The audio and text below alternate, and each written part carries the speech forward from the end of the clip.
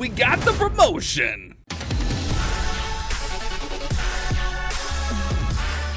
What's going on, Clash Bashers? Rocky here today, and today we're here to recap our CWL here in Mad Ram. We went perfect, 7 for 7 victories. We're going to talk about the week. We're going to highlight some of the attacks, but guys, we finally got promoted, back going up to Champs 2. And this one was a huge team effort. You can see our scoreboard here. Loading had a crazy week. You see 8% off of a perfect week. Just had a few time fails in there. He was on fire. JJ came in 17 stars. Steven and I tied at 17 stars. Van was 17. Like, the guys were on fire this week, man. It was wild, guys. It was absolutely insane, but we did what we needed to get back up to Champs 2. So we're gonna go through and we're gonna recap all 7 wars since we won them all. I'll tell you guys what happened in each war, how we won them, and show off our favorite attack, because I asked the guys in Mad Ram, what was your favorite attack from each war? And some of these will be their favorites, some of these will be my favorites, but we're gonna recap these wars. Let's start off here in War 1. Mad Ram wins 36-28. Like, this one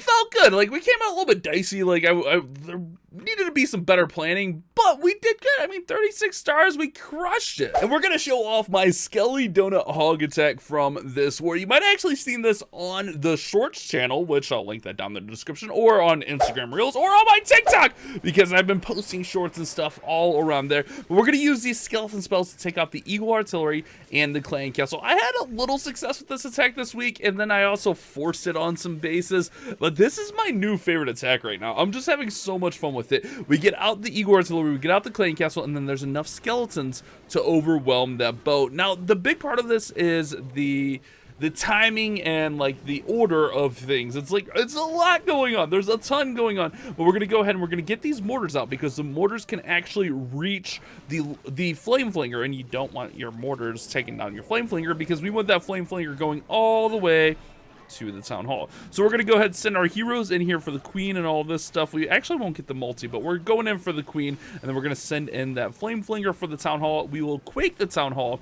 to wake it up. That way the flame flinger will target it. So the flame flinger is going to go ahead and take down the archer tower, and then we'll throw that quake in a little bit later.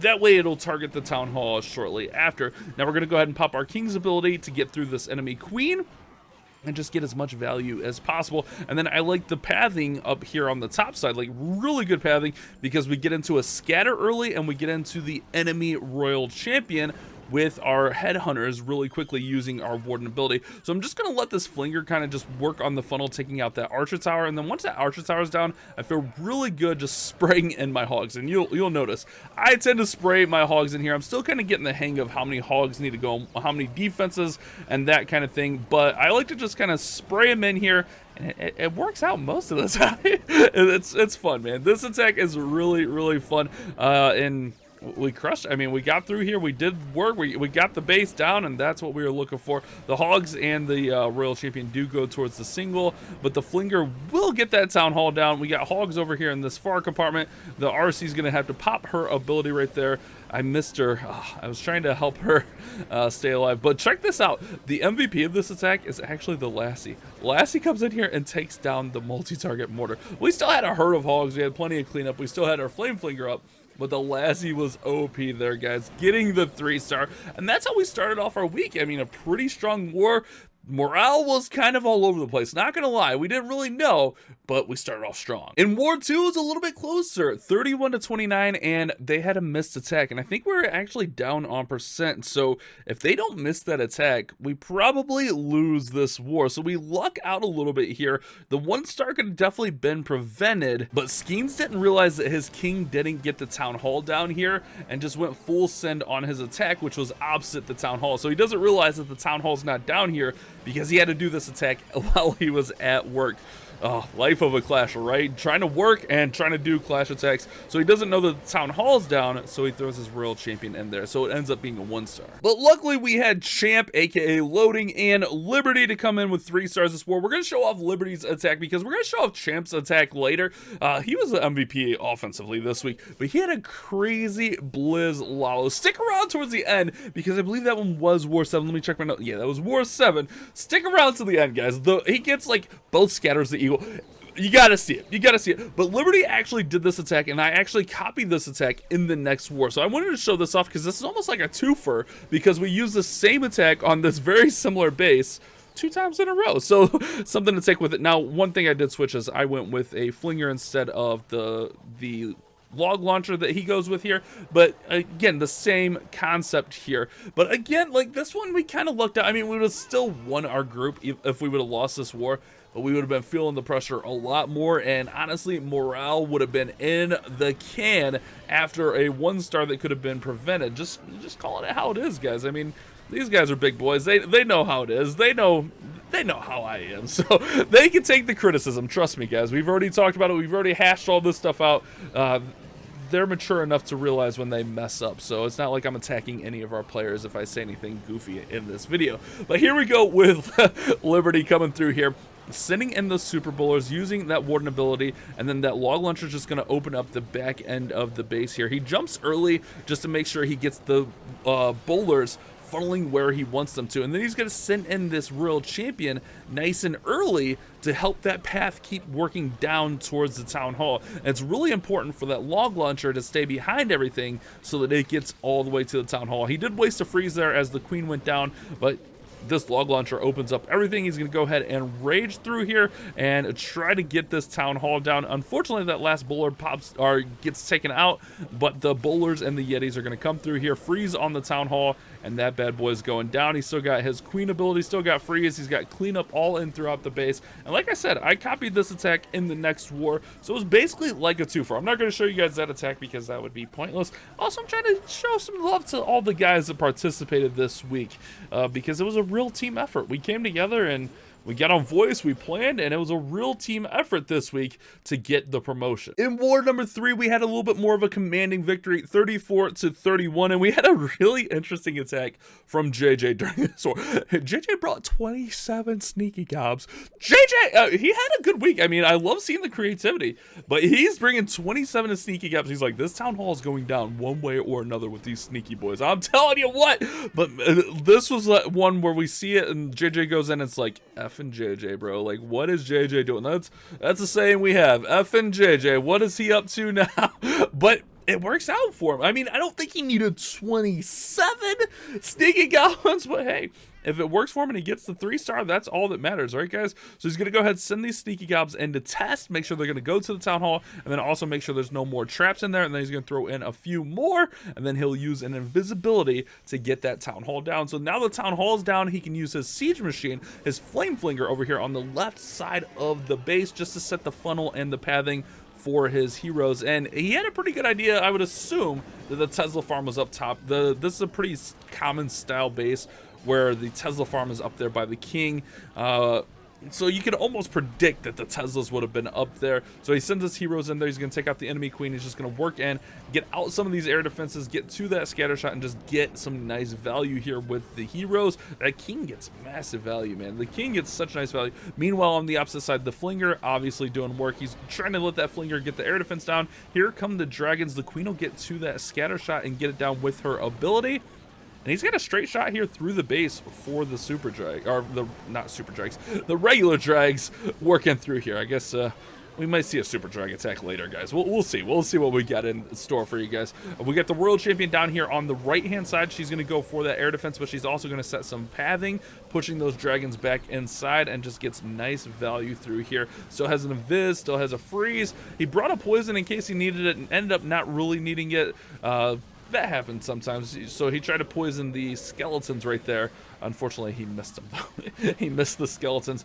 Still has his royal champion working with the dragons. Still has that flame flinger up. He's actually got a couple dragons in that flame flinger, which is actually going to come in clutch here at the end. So we'll speed this up a little bit. Those dragons are going to work through here.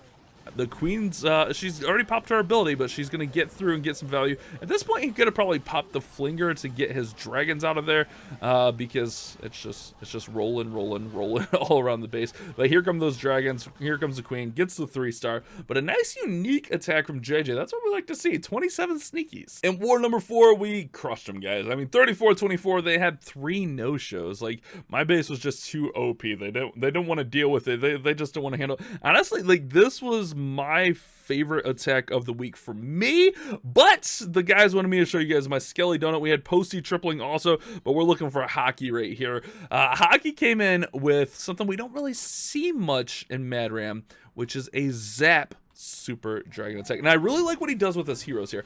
So not only is the Zap unique, but what he does with his heroes here is really unique. He's actually just going to send these heroes, and you'd think he's going to wall breaker it in there, go for the Town Hall, and get that Town Hall down. No, he's just gonna walk that around. So you see the lightning spells come in, gonna take out that single, take out that bow, take out the sweeper. Meanwhile, the king and queen, they're just gonna walk down and around this base. They're not going in. There's no wall breakers, guys. He's not gonna try to pad them inwards. He's going to send a blimp for the Town Hall. So a really unique approach on this one. I liked what he did here, sending those heroes to get some later value on the base. The blimp will go for the Town Hall and just crush it. I mean, maybe could have got away with the flinger instead, but I like the blimp, to be honest. Like, it worked just how he wanted. The Super Dragons will have a nice path through the middle of this base and just crushes it, man. Like, this was really nice to see. Bringing in that Royal Champion to get that scatter shot down. The Queen is tanking the bow right there, and the Dragons are just working through here. Now, did finish on the Eagle Artillery. That's all right. I mean, when you set the pathing right, you got Super Dragons, you got heroes up. It's no big deal. He gets right on through here and crushes this base. I just like the zaps on this one. The zaps and the heroes were really unique on this one, and why I want to show off. I mean, also, Hockey had a pretty nice week also, so we wanted to show that off. Hockey had one of the more heartbreaking attacks of the week. He had a 99%. That was so close to being a 3-star. But we'll show him some love here with this beautiful 3-star. The heroes will clean this one up, and this one will be a nice triple. The Zap Super Dragons. Not something we see every day here in Mad Ram, but Hockey, and one of our more creative attackers. In war number 5, it was another close one, guys. I mean, the score doesn't reflect it, but this was a really close war. It was 32-30. We showed the ugly 1-star bug again there, but so did our enemy clan. They had 3 1-stars at all also, so this could have easily been like a 32-33 war. Like, this could have been a lot closer. Luckily, we had triples from loading/champ there. We had Van coming in with the triple, and we had Skeens coming in with the triple. Skeens had a really close hybrid. His Royal Champion cleaned up the end, but we're going to show off Van's Blizzard Dragons here. He's been using this a lot. This one was a pretty interesting one. I like the value he got. I don't know that he needs the wall breakers on this one. He likes to bring wall breakers in there to open up other compartments, but I feel like he could have got the same value without the wall breakers. I don't know. You risk like the wizards running off, but it works out really nicely for him because it gets those wizards out of the way so that he can actually get this multi-target Inferno down. So it actually works out really well for him, and who am I to judge? I mean, if he's tripling, right, guys? So if it works, it works. He's going to get this multi-target Inferno down, and then he's just going to run his heroes right up the middle of this base, and then he'll send in his dragons from the top side. So we'll see the heroes come right in here. We got the king and the queen going right up the middle of the base. We do have that one dragon rider right there that he's going to go ahead and get down. We got those air skeletons working over. King and queen through the bottom of the base.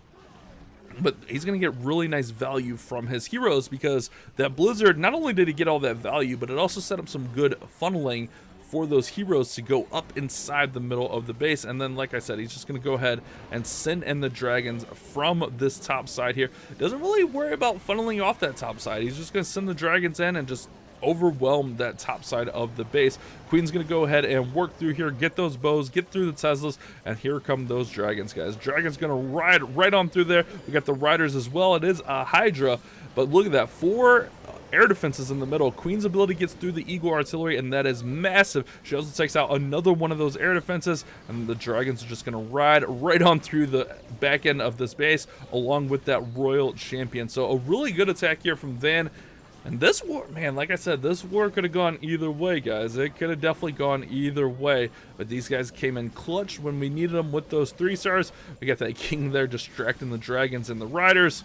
Of course, why wouldn't he? The king's always distracting the air troops, but he still has plenty left over. He's got the dragons. He's got the Royal Champion here. He's still got plenty of troops to get this base down. Does have to deal with that enemy queen and that warden pedestal, but like I said, plenty of troops up, enough to overwhelm and finish off this last portion. So we'll go ahead and get through there.